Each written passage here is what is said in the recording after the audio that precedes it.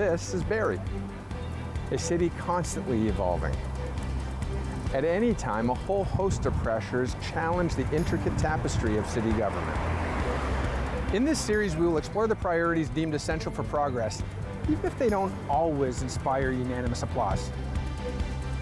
Join me each week for a candid conversation with a member of our city government as we uncover the stories behind the scenes of Barrie, a city on the move.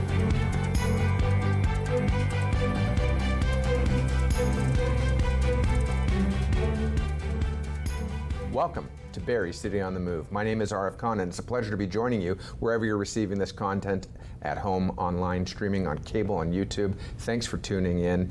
In this series, we look forward to exploring the relationship between government, its partners and stakeholders, and exploring how we deliver quality of life to our residents. And today I look forward to speaking with Executive Director of Tourism Barrie, Kathleen Trainor, to discuss tourism, more than just taking pictures and snapshots, but actually the economy and how tourism drives the economy and creates jobs and really contributes to delivering that quality of life for residents and tourists alike. So Kathleen, thanks for taking the time to join me here on Barrie City on the Move. It's always a pleasure to speak with you. I had the pleasure of working with you on council. You are just a gold mine of knowledge and data, and you're also, I would say, probably one of Barrie's greatest champions in terms of marketing and driving traffic to the city and to the region. So thanks for taking the time. Thank you. Welcome. Thank you for having me.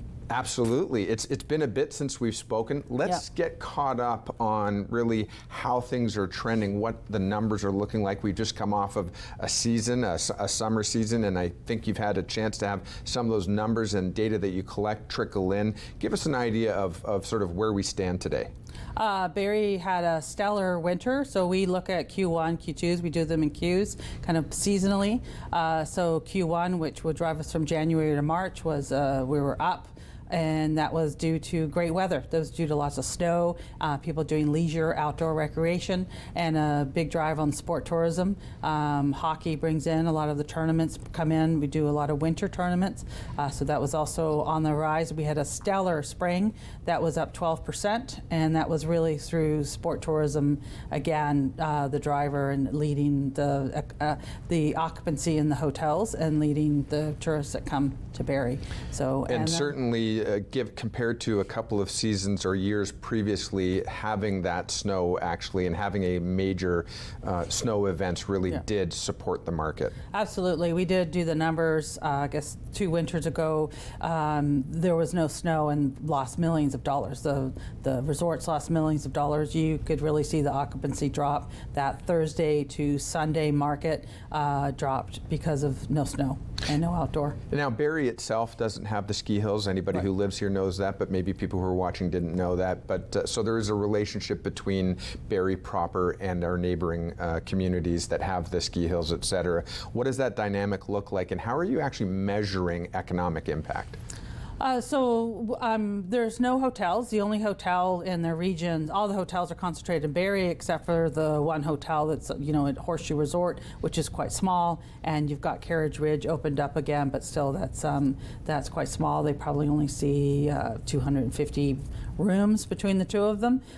So Barrie's got all the rooms, and so like many destinations, like many cities with the rural outdoors, you come to Barrie, you come to the city. It has the indoor attractions, it's got the restaurants, et cetera, and then we work with our outdoor recreation. And Barrie is very fortunate, unlike other destinations, to have 4 ski resorts in its region, and people come and stay here. So and so weather has a big component to our winter destination, our winter's tourism. Now, not a fun thing to do, but I'm going to bring it up anyway, because in terms of understanding where we are, we also have to understand where we came from. In terms of the numbers, how are we looking? Because we all know that sort of pre-pandemic and then pandemic, and now I guess we're going to consider ourselves post-pandemic. How are we stacking up? Well, 2018 and 19 were just stellar years for tourism in general. In that time period, Barrie had a very high corporate market, very high corporate tourism market. We had a lot of businesses come that Sunday to Thursday, and that was about 60% of our occupancy who stayed in a hotel was a corporate. And then once COVID hit, that dropped, of course, dramatically, and that dropped across Canada, across the world, really, and that started to creeping back up. Canada, even according to Destination Canada, we have not gone back to that pre-pandemic for corporate marketing, for corporate tourism. Meeting and conferences has never bounced back. Barrie, the meeting and conference and corporate tourism is now dropped down to probably only 30% of our hotel occupancy. So what's driving it is that sport tourism, and leisure markets is driving who's staying in Barrie. Now that's not something though that you can just assume is sort of an even swap, because there is a difference between a sport tourism visitor and a corporate visitor. Right. Give us some insight into that. Well, your meeting and conference and your corporate visitor is what we call the high yielding visitor. They pay more for their hotel room. They're a higher yielding. Pay more for their hotel. They bring in more economic impact. And what you want to do is you want to have a steady, so you want to fill your rooms up Sunday night or Monday, Tuesday, Wednesday, Thursday, and then your leisures come in Thursday, Friday, Saturday. And so what Barrie was facing in the 2015s, 18, 19 was that we were packed and full that Monday through Thursday, and we didn't have a lot of leisure tourism. So Tourism Barrie changed their whole strategy. We started pumping thousands of dollars. We got sport tourism strategic plans, and we started really gearing towards filling the rooms from that Thursday to Sunday, so that you would have a steady hotel occupancy. And we started doing that even before the pandemic. And when the pandemic hit, we did see that corporate market was never coming back. That was trending everywhere, trending across Canada, and Canada has still not gone to its pre-pandemic for corporate tourism and meeting and conferences. It's not bad. People just like Zoom. It's cheaper. People found that you didn't need to go visit them. You didn't need to go face to face. And I think as the corporate person starts aging and you're having younger people, they're more used to online and FaceTime, and so for them it's natural. And so I really don't see that face-to-face, smaller corporate meeting and conference ever rebounding. It's interesting how things work out, though. Barrie, for the longest time, has contended with the discussion around, do we build a conference and convention space or don't we? And as many decades as we've been having this conversation, there hasn't been really a shovel in the ground to see it happen. The hotels really haven't evolved to embrace that gap either.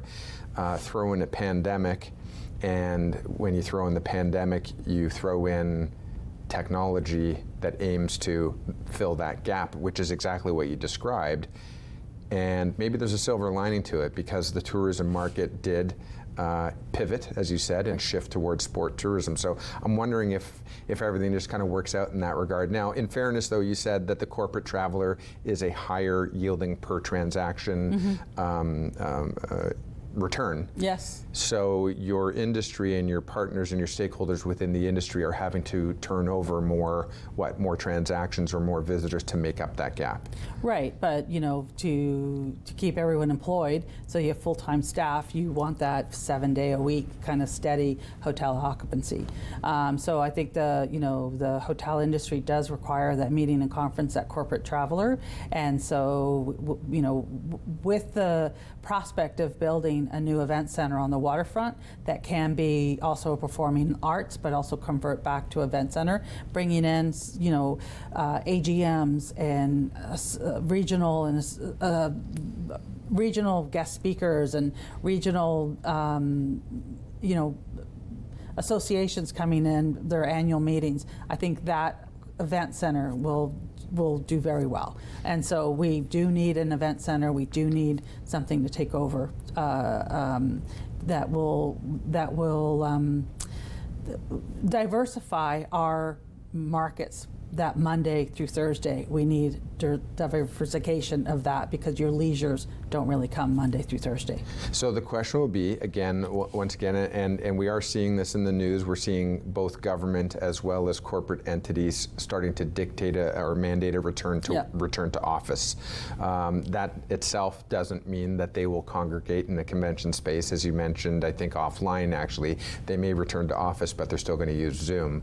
But there is an element, and there are plenty of reports from psychologists and human behavior experts, et cetera, who are suggesting there's still something missing in that electronic exchange when you don't have people congregating and socializing. And so it sounds like you're suggesting that there's still a market and an opportunity for that. I do. I still think there's a market. Other destinations have seen their meeting and conference go back up to pre-pandemic. Canada in particular has not. Are we more technological or because it's cold so we're more used to it? I don't know. That one is always, I don't know why Canada has lagged for that. But they're definitely, when you do have an in-person meeting, and especially when we were coming out of the pandemic, even myself, I started going back to conferences. Everyone was like, it's so nice to see you face to face again. So, well, I'm gonna throw you a little bit of a curveball here, so I apologize, but I think you'll be able to manage just fine. You always have, and that is you're very resourceful. You do a lot of research. You do a lot of data collection. You do a lot of data interpretation. Is there room for a behavioral scientist or a psychologist in the tourism sector as you start to explore what the future looks like? Absolutely. That's actually one of the trending jobs for tourism. So we spend quite a big investment in, right now we're using environics analytics. We use by your mobile, we could track you for your mobile when you come in. It's kind of creepy, but we've have a big investments in that, and that tells us where they are, their demographics, that shows us who's coming, where they're coming from, their postal codes, and so it is a full-time job. We have someone doing that in our office now that does it kind of part-time. They do two separate jobs, but that is very important. You need to have data-driven marketing. You have to have data-driven why you're doing this, who you're going to, are we meeting those target markets? So yeah, it is a full-time job, and it's the job of the future. Perfect. Well, before we go to break, I'll ask you this though. Based on everything that you've studied over the last couple of quarters, but also the last number of years, is there anything that kind of surprised you or jumped out at you that you maybe weren't expecting? Yeah, but since we started actually bringing in the mobile scapes and tracking where people are coming from and knowing their postal codes, what was really interesting is that you see the different markets. Like Ottawa is a huge market to Barrie. And why? I think it's Space Borden. I don't know. I don't know why Ottawa is so big, but we have, we've never targeted Ottawa, but Ottawa comes. So you do start finding these different pockets. We've also done the analytics for all the festival events for downtown Barrie. We do the analytics for all our events. And so looking to see if it's a tourism event, because in tourism, 30% of your audience needs to be from more than 40 kilometers to be deemed a tourism event. And so now we're able to do it. We're seeing where people are coming from. We're helping downtown Barrie convert those. A big one is the Troubadour Festival that brought in those two big headliners. We saw people from outside the region for more than 40 kilometers, 60 kilometers coming to Barrie. So it's imperative to do those things because you want to know that. Oh, I'm glad you brought that up. You might have been reading my mind because one thing that I think we can discuss is that tourism itself, certainly localized tourism, doesn't just exist in a bubble. There are a lot of external factors and influencers. So when we come back from the break, let's actually, you and me, explore what some of those external influences are. So stay with us. More from Kathleen Trainor, Executive Director of Tourism Barrie. We'll be right back after this break.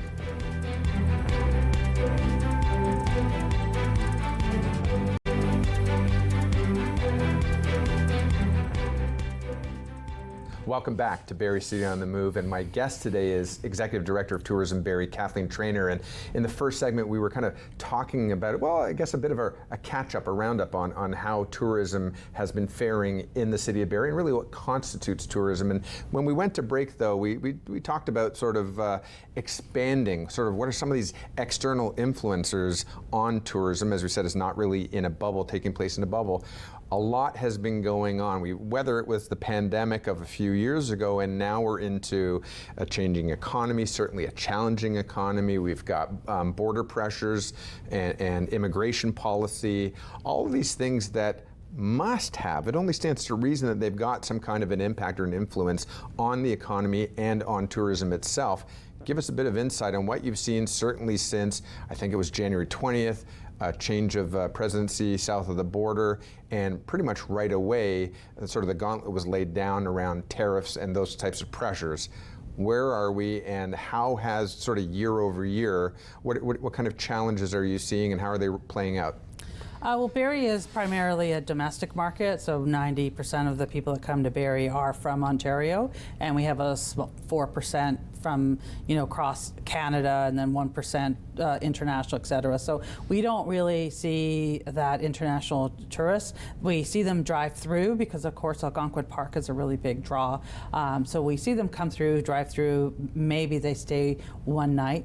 So it didn't have a lot of impact for us. What you do see is Barrie is a rubber tire family economic market, and so when you see a small downturn in the in the economy, Barrie either falters or does better. So, the automotive industry in particular in Ontario is a huge driver of who our target markets are.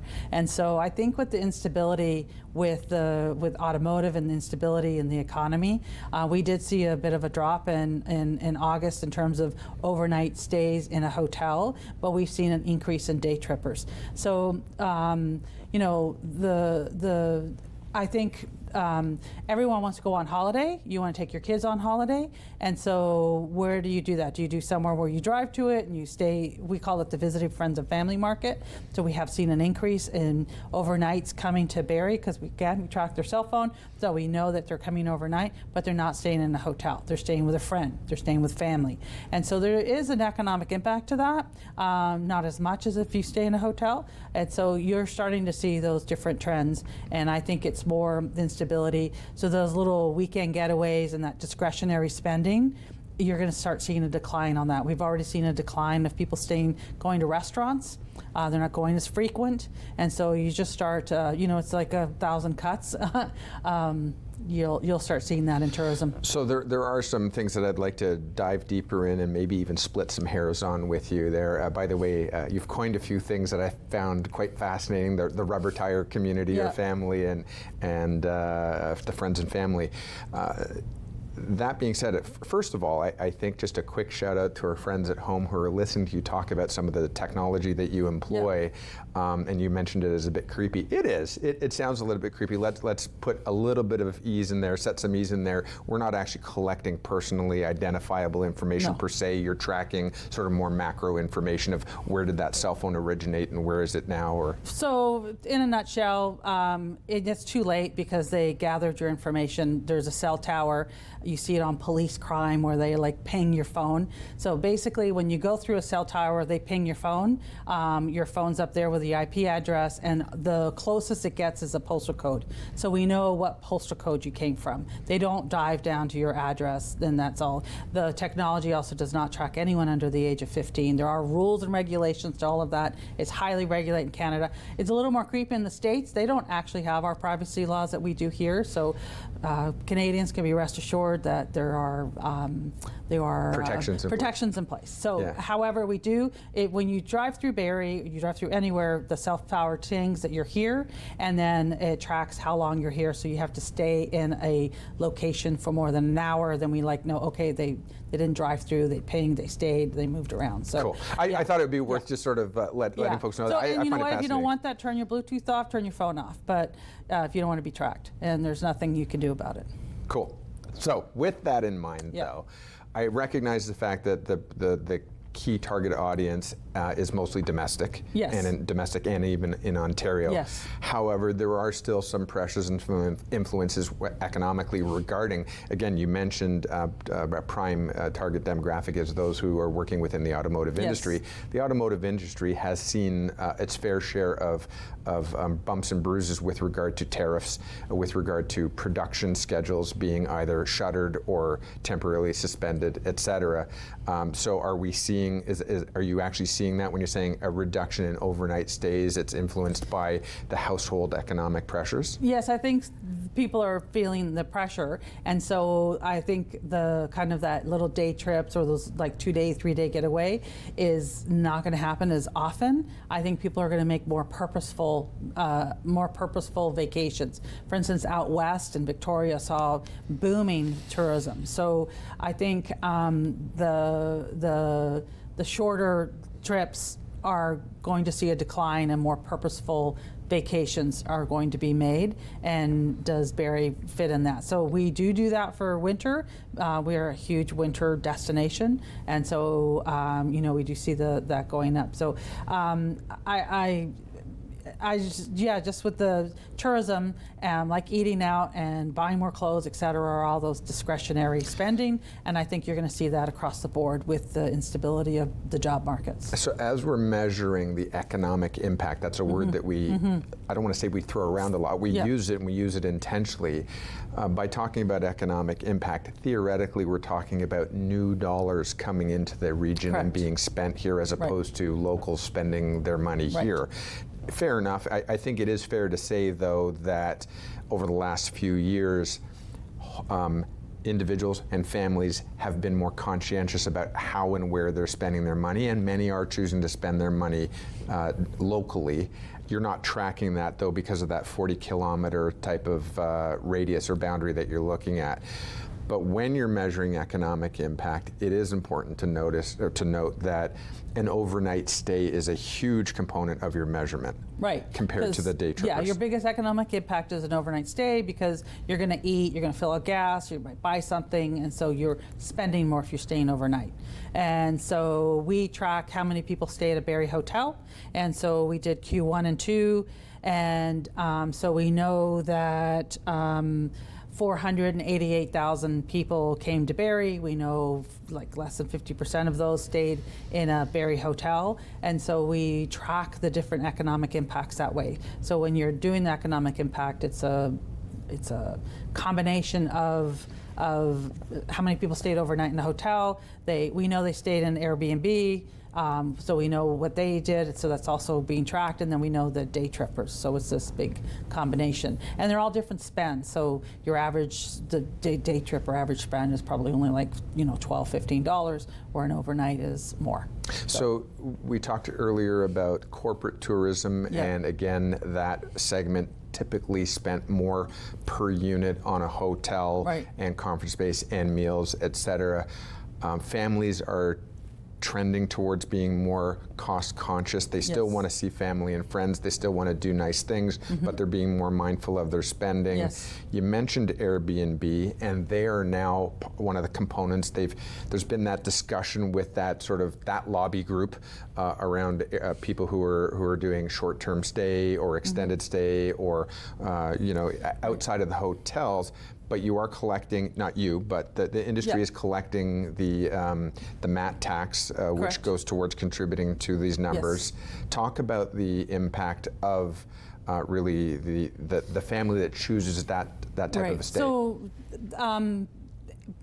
first we'll start out with Barrie has the less rooms than our competitive set. So we look at Sudbury, Burlington, Kingston, so we're looking competitively at other cities that are like us. So we have 50% more rooms than Sudbury, 50% more rooms than Kingston, probably 20% less rooms than Burlington. So we have the less hotel rooms than in our competitive set. So 50% less. Well, of Sudbury, yes, and Kingston. So you look at the hotel room. So for Barrie, Airbnb is really important because it actually adds 600 more hotel rooms, if you will. And so there's more places for people to stay. And Airbnb is interesting because who chooses to stay at Airbnb? Sometimes they're bigger families. I know it has its reputations for the weekend parties, etc. But you have to remember that people going to the hospital, RVH is a regional hospital. RVH has regional employees. They have nurses that live in Toronto and they share them, and they have specialists that come up. They all stay at Airbnbs. You have a lot of corporate people who are going to stay here for 4 or 5 days. They don't want to eat out every day. They stay at Airbnb. You have a lot of people who have like really specific dietary and they're organic and they can only have juicing, and so they want to stay in Airbnb because they want to be able to cook those meals. So there are different types of reasons why people stay at Airbnb versus a hotel. You have younger people tend to stay in Airbnb. You have kind of older, they think it's weird to stay in someone's house and sleep on someone's pillow, so they prefer a hotel. So it works for Barrie. I'm pro Airbnb because I think we need the rooms. So we have 1,200 rooms. We've added another 600, 800 rooms to our comp set. So we're looking. I think it averages that out. Yeah. I think it's important to explore that a little bit, because while they may not be shopping at a restaurant, they're shopping at a grocery store. Yes. While they may not be, and you know, we've thrown around for a number of years, and I wonder how much we pay attention to it. All of us. I'm sure some of us paid a lot of attention to it, but some of us may just include these words in our vocabulary not realizing that we've done so. But we use words like inclusivity, we use words like diversity, we use words like similar such words. And I think what you're telling me is that there's room in the market for those who are either going to invest in an Airbnb and those who are going to stay in an Airbnb because it meets their requirements, whether it's a medical requirement or whether it's a personal choice requirement. There's room for it. So what's trending in the market is personalization. So people want personalized, tours. They want to personalize, yeah. And so I think it's a Gen Z thing, kind of like younger generation. But that is trending with technology and AI and being able to pick. You've got these itineraries where you could go click, that's what I want to do. And so they're all personalized. Some people like to hike. Some people like to go skiing. Some people like to, go to indoor recreation. Everyone is different, so you have to meet all of their needs. So with that in mind, again, you're reading my mind, and I did not hand you a script to follow, but personal preference is something that you just started to talk on, and something I wanted to explore in the next segment. So let's do that when we come back with more from Executive Director of Tourism Barrie, Kathleen Trainor. We're going to talk about the trend towards personalizing our tourism experiences and how that impacts us here in Barrie and how we can accommodate and actually thrive taking that into consideration. So we'll be right back after this break.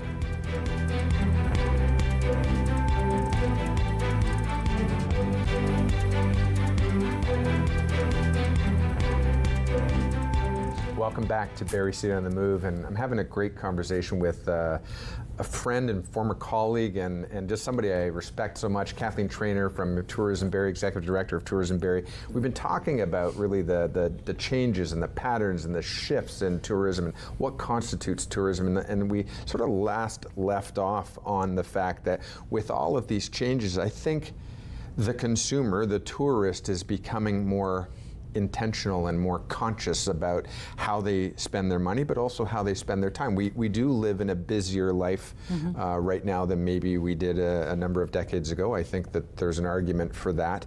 And how does that influence our lives? And that comes down to some preferences. So we have the ability to vote with our dollars. We have the ability, and options have become available on how we can spend our dollars. And we touched on the idea of Airbnb as a relevant competitor in the space. Yep. But there are other preferences and there are other choices that people are starting to make. Certainly some things that come to mind are things around mental health, and that could spill into health and wellness, that could spill into mental and physical health and wellness. And there are tourism sectors or segments of the tourism industry that really do focus on that. Talk to me about things like ecotourism, cultural tourism, and wellness tourism as a participant in the tourism industry. That is trending very high across Canada as well, and in Barrie. And so we do that time to refresh, rejuvenate, having girlfriend weekends or going out on your own, that kind of get fresh air. Stress is very, is totally trending. So we are going on that market as well. We have beautiful outdoor recreation. The Nottawasaga Conservation, for instance, has trails and lots of opportunity. It's a 4-season. You can walk on their trails in the winter, spring, summer, fall. It's probably beautiful right now with the fall colors. So we are also driving to have experiences in all of those outdoor recreation. It's good for mental health. People are doing that little weekend getaway. They're doing the 1 or 2 day stay overnight, then do their experience and probably go back home. And we see that we've got like spas as well, even up to Scandinav Spa and Veta Spa are packed. And so we know that that those are markets that people are doing. So this year we're actually have a $15,000 marketing campaign for wellness and retreat and rejuvenation starting from January to the end of February, and we'll be driving that message that Barrie's a destination for relaxation, rejuvenation, and to come and get some fresh air and get outside. Is this new? Or is it sort of resurging, or how would you describe this No, trend? I think it's new. I think it's new. I think as cultures change and ages change, this is the culture for 15 to 30-year-olds. That kind of, I always get my Gen Z's Y's mixed up, but it is that culture from a younger demographic in that kind of cohort. And also, right now, they have a lot of money. They don't have kids. They spend a lot of time on themselves. They're prolonging their children into their 30s. So you want to hit that 20 market, outdoor recreation. They're young and they want to do that kind of stuff. So it's a huge target market for Barrie. And then your other market is, your older. We call them, an older population, and that's your cultural tourism. So that kind of over 50, 60, 70, they're great because they can do that Monday through Thursday experience, and so they can go to theater, they don't like coming during the weekend, they like it when it's not as busy, so that's also a big target market, and that segment and market is also really important. So the two of them, so you've got your cultural tourism for that segment, and then your outdoor recreation. You're younger, so you want to have all of those in play so that you're full all the time, right? You just want to keep having all those different markets in play so that you have, like in Q1 and Q2, we had almost 500,000 people come to Barrie. So we had 488,000 people that were from 40 kilometers and further come into Barrie. That's a lot. So we're going to be heading into almost 1 million by the end of the year. We'll have over 1 million tourists coming to Barrie at some point. Some staying overnight, some here for a bit, some here shopping. They come down from the north. So I heard you talk about, if I was to break it up into 2 segments, I heard you talk about sort of a slightly older demographic and generation focused on culture, and a slightly younger generation focused on sort of health and wellness. I actually would challenge that we're also living longer, and I'm curious of that sort of slightly older retirement age, maybe empty nester age, also looking to focus on their prolonged rejuvenate or prolonged youth, really. Yes. But I really wanted to ask you this question again, back to a little bit of a mental health, psychological, behavioral question. And I know you haven't employed that individual yet, but it is the future, as you said. And that really is.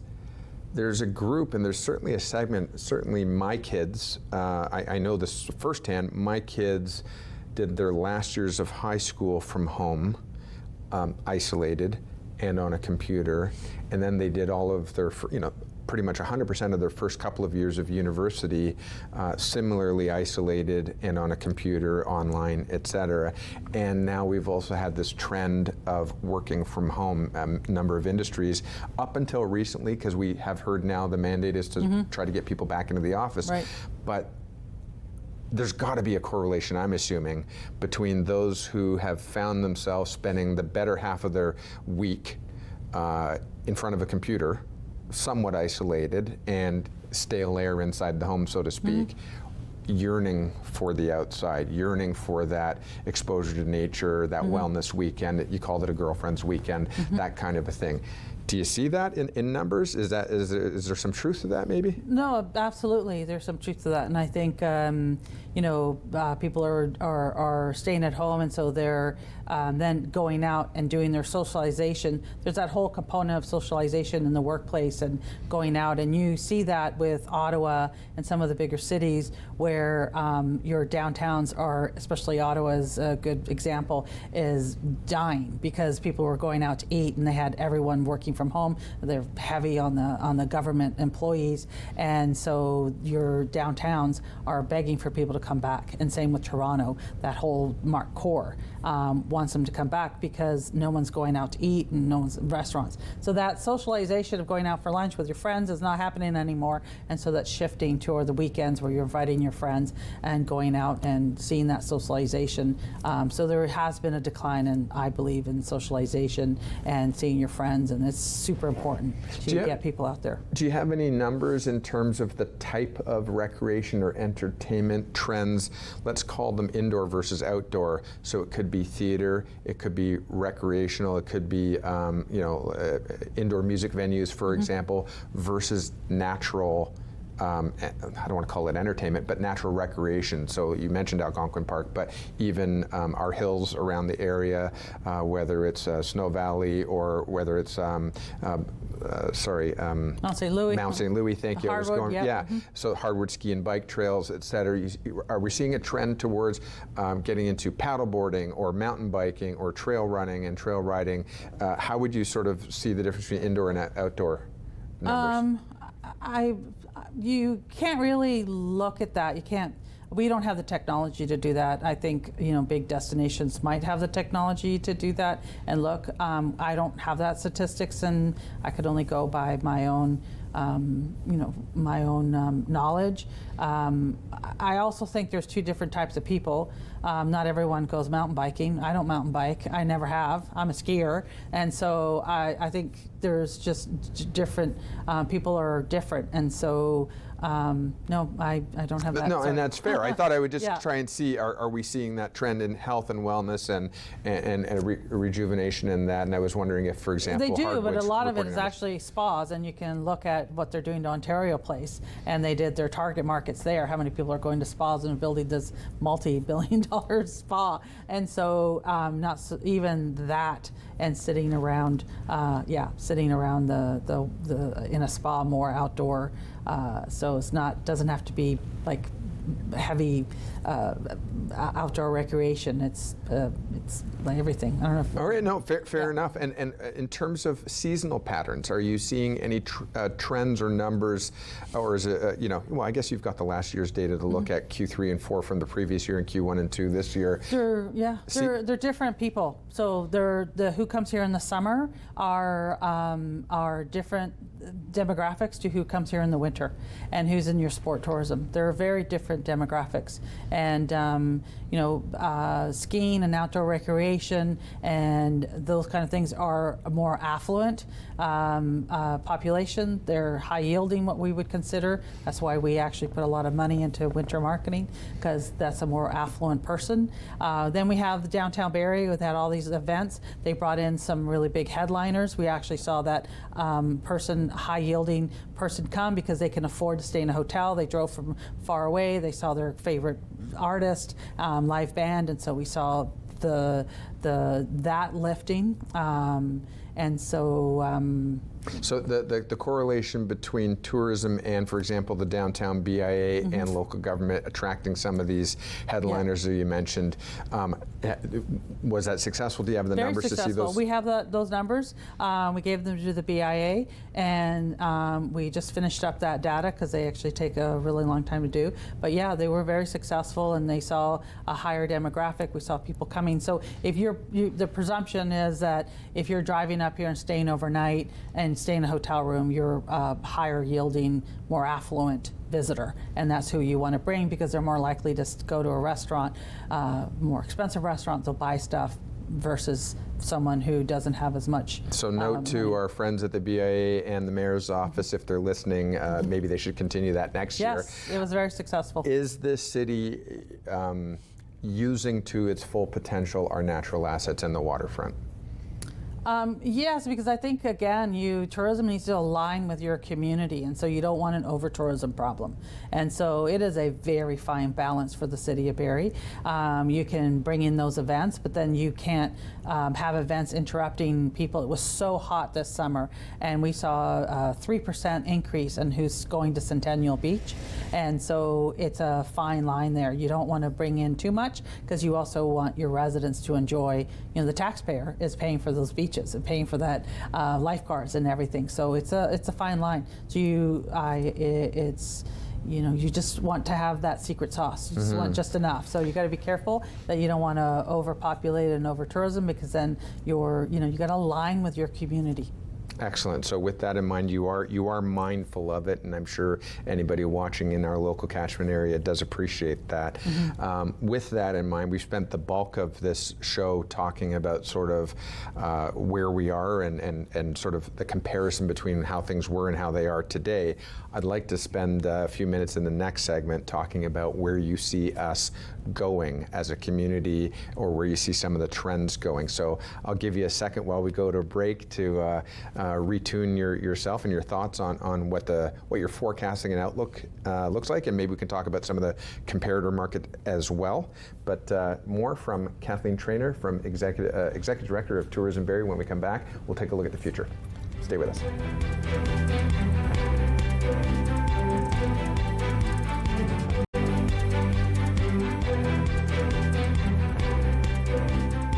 Welcome back to Barrie City on the Move, and Kathleen Trainor, Executive Director of Tourism Barrie, and I have been having a conversation on sort of the past, the current, and now to look at the future of tourism as an economic driver, as a huge component of the community.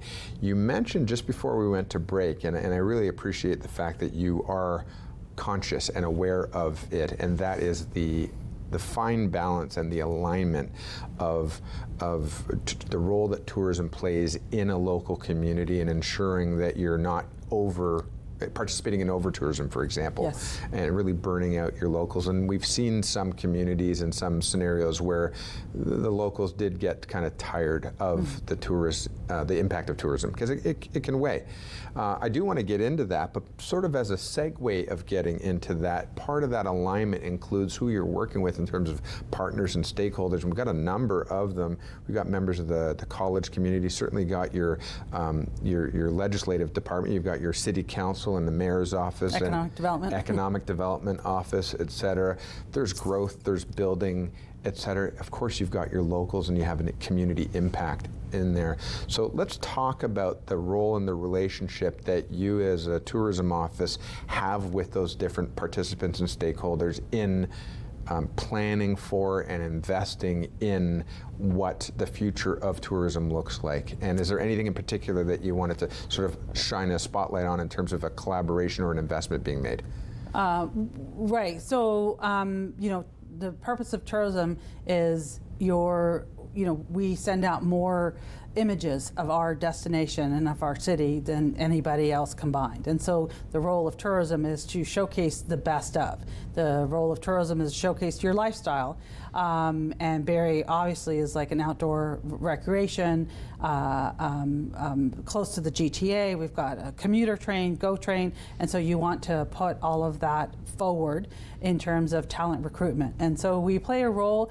We certainly work really well with Invest Barrie. We are in conversation conversations with them, weekly. We certainly want to align with Invest Barrie, align with the city, align with their aspirations for tourism and their aspirations for community, because we are a talent recruitment. And so even with the college, so when the college, I know international students are down, but now as the college starts to revamp and who's going to come to Georgian College, it's important that Tourism Barrie's role is to showcase how beautiful Barrie is and what it has to offer. And people are like, oh, I should go to college there because I like to ski, I like to outdoor, I like to row, I like waterfront. So those are the collaborations that you do with all your community partners, and in particular also if you have a lot of housing, where 60% of all housing has to come from outside, and so again tourism plays a huge role of showing the lifestyle of the city and what to expect to live here. When you go, and same with the hospital, they have to employ thousands of people, and so looking for talent recruitment and recruiting people to come to your city, because they're going to come here for your lifestyle. They're going to come here for what they like to do, and so we play a big role in that. That's actually really interesting. If you follow, there's a thread that can be pulled. I suppose it's being pulled backwards, but in fact, as you mentioned, there's a component or a time at which, as we're looking at talent recruitment, tourism does play a role. Mm-hmm. Why I could go and choose to work in any one of these 3, 4, 5 different communities. Right. Why am I going to pick this one? And so that's your outreach and yes. your talent recruitment. Very interesting. The other thing is, you're quite right. It's not necessarily a great news story in the immediate, in the presence. What we're hearing about the impact on Georgian College closing down 2 of its campuses. I'm going to interpret that as a restructuring of the way that the business model of that college, and probably every college in Ontario or Canada is having a similar conversation. That's not necessarily just in their immediate wheelhouse, but it was a matter of the fact that there was concerns around the immigration policy and how many were maybe taking advantage of, and how sustainable that business model of that 30% component or whatever it was of revenue coming into a college being from visa students. So so I can appreciate that, but what that does is it shines a light on the importance of your role in tourism in terms of recruiting people, similar to talent recruitment, recruiting people to come to the college for domestic enrollment. Absolutely, yeah. So also what diplomas are their excellence of, right? So a college would have a excellence, and so you want to play a role there and go to a place that is like your lifestyle and something that you want to do. So a question that have you ever asked the city, and maybe this is obvious to you but not necessarily to me, from a tourism perspective, have you ever reached out to either mayor and council or Invest Barrie partners to say, what does Barrie want to be known for? Absolutely, and so the part that tourism plays and how you manage your destination is you want to bring in festival events, you want to bring in events that are targeted to the people that you want to move here. So if you're building a lot of apartment buildings that are for more empty nesters or seniors who are downsizing and they want to move, then we play a role in making a bunch of, we play a role in marketing Barrie as have culture, we have performing arts, we've got theater, and aligning those festival events, aligning the things to do with the segment of the population, so that they then go, oh, I want to live there because I like doing all these things and I'm going to do that. And so I want to live there. So, Barrie still has a lot of housing, and it's for young families. Even our demographics show that we're a very young family. The majority of people who live in Barrie have children between like 3 and I think it was 18 or 15. And so, who's moving here. So you absolutely need to align with them, and we're in conversations all the time. And especially as you start choosing what new events you want to bring into your downtown. Again, I thought the downtown Barrie did a fantastic job this year with their Troubadour Festival and bringing in that younger crowd, because that's your college crowd. That's the crowd that is going to want to live here, and that's your new recruits and who's going to come here and be employed. And so they did a really good job. job of hitting the market and hitting like who do you want to move to your city. So also tourism plays a role in aligning and working with your community partners to bring in events that align with who you want to move here and where you're selling your houses and what kind of housing inventory you have, and so that all plays a role. So interestingly enough, while Georgian College is facing a very, very powerful and important reckoning right now in terms of how they're going to see themselves in the next few years, right. And that's obviously a very maybe even emotional conversation that's being had with the board of directors and the leadership at Georgian College. Simultaneously, we've got a considerable investment being made with Lakehead. Yes. Moving into the downtown and focusing, I believe, on science and technology and even mechatronics and things along those lines. What conversation are you having with them, if any, around that attraction and how tourism and lifestyle can influence who's going to choose to go to that campus? Yeah, because we're mindful of that's what they're doing, and we're mindful that that's what they're doing in there. So we move our markets, we move our target markets to that, and so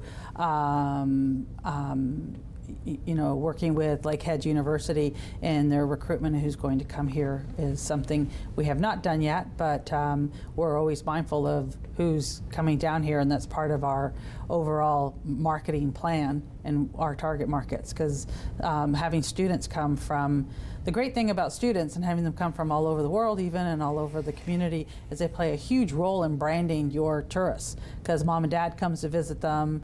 We actually see a lot of visiting friends and family for base Borden because their kids are in base Borden, so the family comes to visit them over the summer to see their kids. So that plays a big role because they're on social media saying how fun they're having and all their friends are seeing it, and then the hopes is someone's like, wow, Barrie looks like a cool place. We should go visit there. Maybe we go visit and go and look at their beautiful waterfront and look at this and that. So that plays a huge role in marketing that word of mouth, authentic experiences that you do on social media. They play a big role in that. And it's interesting because you talk about showcasing the best of the best. There's often, social media is often accused of being this showcase of the best of someone's life in general, but it's certainly influential in our decision making. I've got more questions than we have time for, but let me ask you real quick the role of AI and technology in marketing and tourism. AI and marketing is going to be huge. It's a game changer. Tourism Barrie actually will roll out our AI on our website. So now we'll have 24/7 tourism counseling, if you will. People can have questions, and AI will answer all those questions for them instead of waiting for us from that 9 to 5. AI is hugely important because it's going to start showing where people are going. It's just going to hone in more on what people are searching for. It's a game changer. We haven't even scratched the surface on the capabilities. All right, so I'm going to have you come back and we'll get into that a little bit more the next time you're here. I'm going to squeeze one more question in here, and that is, are there any gaps? Is there a gap that if you were to guide council in your next report to council or the downtown or the partners, is there a gap that you think still needs to get filled? I think we need to bring back the meeting and conference and corporate tourism. It's a Monday through Thursday. We need those hotel rooms to be filled with a corporate market. We need inventory, and we need buildings, if you will, infrastructure to actually target that. So that is a big gap for us. We've got a mostly good news story, though, as we wrap up this segment. We've got a mostly good news story. The City of Barrie has been able to adapt and pivot to some of these changes. You've got some good partners who are working collaboratively, and you finish this up. I refer to it as a gap. You're referring to it as an opportunity. Yes. Parting words?